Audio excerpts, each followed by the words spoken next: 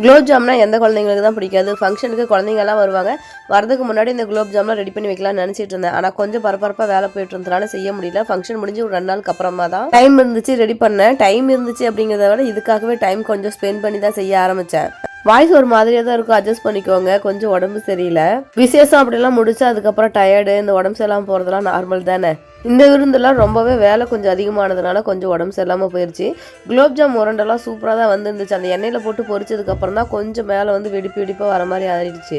Already பாவு காய்ச்சி வச்சிருந்தேன். அந்த உருண்டையெல்லாம் எண்ணெயில் போட்டு பொரிச்சு அதுக்கப்புறம் பாவில் போட்டு ஒரு 1/2 மணி நேரம் 1 மணி நேரம் ஊற வச்சா குலோப் ஜாம் ரெடி.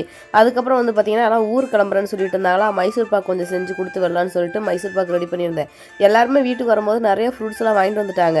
அப்பப்போ எல்லாத்துக்கும் எடுத்து கொடுத்து சாப்பிட வச்சு மீதியே வந்து பார்த்தீங்கன்னா இவ்வளோ ஃப்ரூட்ஸ் இருந்துச்சு. எல்லாம் ஊர் கிளம்புறாங்க, இதுக்கப்புறம் விட்டுட்டா இது வேஸ்ட் ஆயிடுன்னு சொல்லிட்டு இதுலேயும் வந்து பார்த்தீங்கன்னா கொஞ்சமாக அந்த பாதாம் பால்லாம் ரெடி பண்ணி ஃப்ரூட் மிக்சர் ரெடி பண்ணலான்னு சொல்லிட்டு தான் ரெடி பண்ணியிருந்தேன். ஃப்ரூட் மிக்சர் எப்படி செய்யணும்னு சொல்லிட்டு இதுக்கு முன்னாடி ஒரு வீடியோ போட்டிருக்கேன். அந்த லிங்க் கீழே கொடுத்துருக்கேன், செக் பண்ணி பாருங்க. எல்லா பழமும் வீட்டிலே இருந்ததுனால எல்லா பழத்தையும் கட் பண்ணி போட்டு ஜில்லுன்னு ஐஸ் கட்டி போட்டு ஆளுக்கு ஒரு டம்ளராக ஃப்ரூட் மிக்சர் கொடுத்துட்டேன். எல்லாரும் ஊருக்கு கிளம்பிட்டாங்க. அவங்களோட சேர்ந்து ஜெயக்குட்டியும் ஒரு 2 நாள் ஊருக்கு போயிட்டு வரேன் இருந்துட்டு வரேன்னு சொல்லிட்டு கிளம்பிட்டான்.